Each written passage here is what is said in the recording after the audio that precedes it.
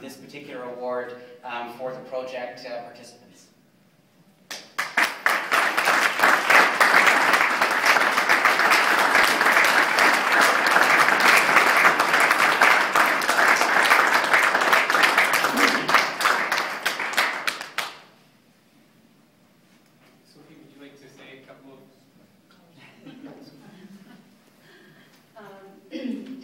On behalf of the Pimacho-Niki board and the communities of these 5 First Nations that are involved, I wish to thank for the recognition that we're given.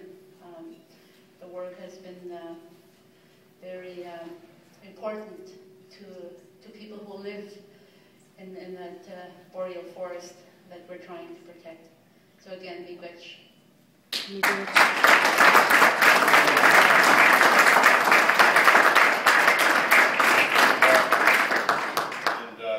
Sophia for the work that she's done, and I noticed her husband's here, Ray, as well.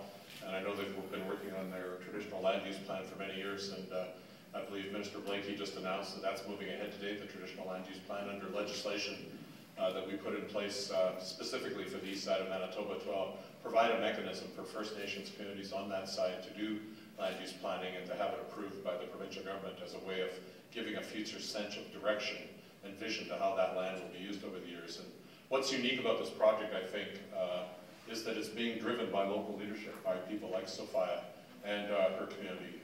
And that local leadership has allowed us as a provincial government to have a partner right in the area where it makes a difference.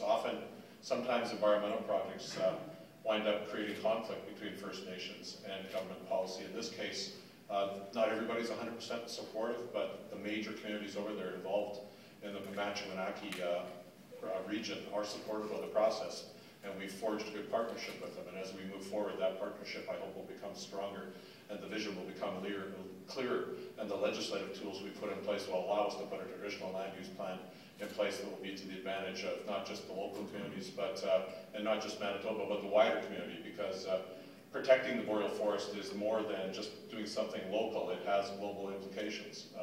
We know, for example, that boreal forest, and I heard in the press release today, some people called it a bit of the Amazon of the North.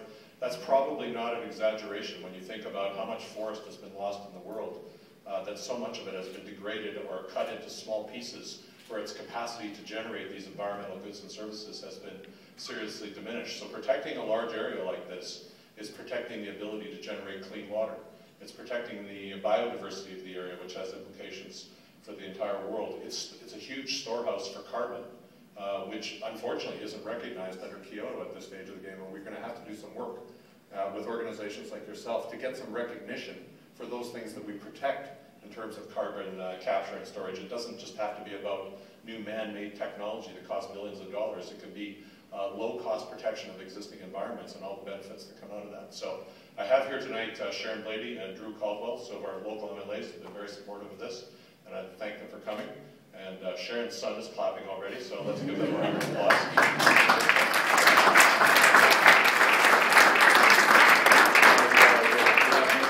As well, and I know he met with some of the groups this afternoon. Mr. Bill's been very keen on the climate change file, and this is one of the biggest things we're doing.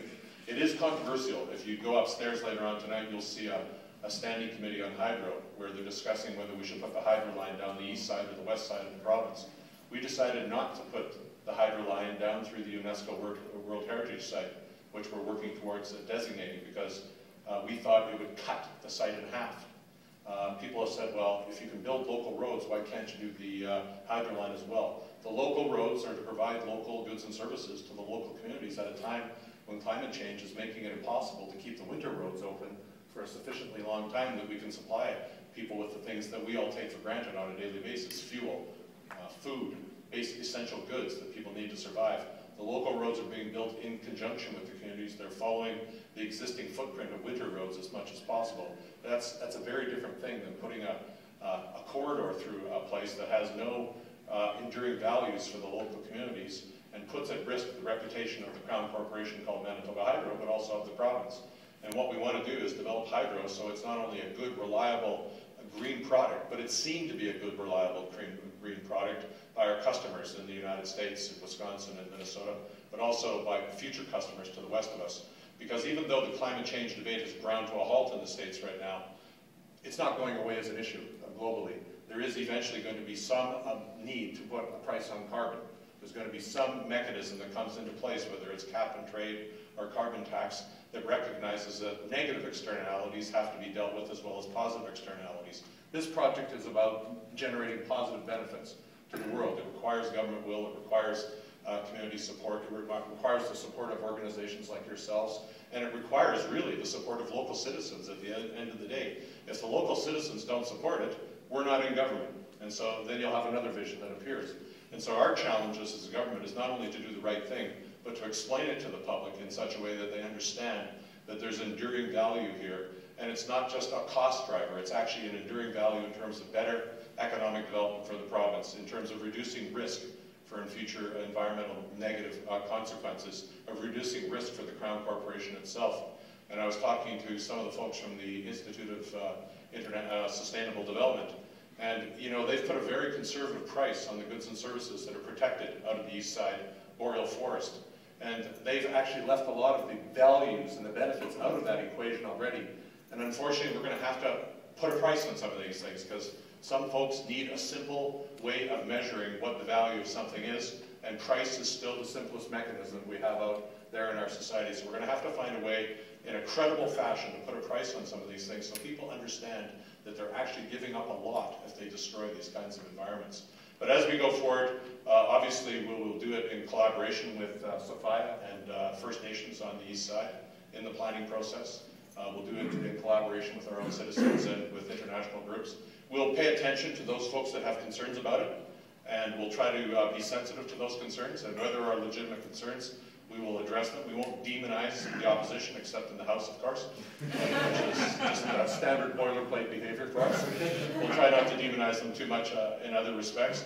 But the reality is that we do have to have a strong debate on the issues in these future elections. There is a lot of people in the public these days that are disengaging from the political process because they can't tell the difference with all the mumbo-jumbo that are going out there.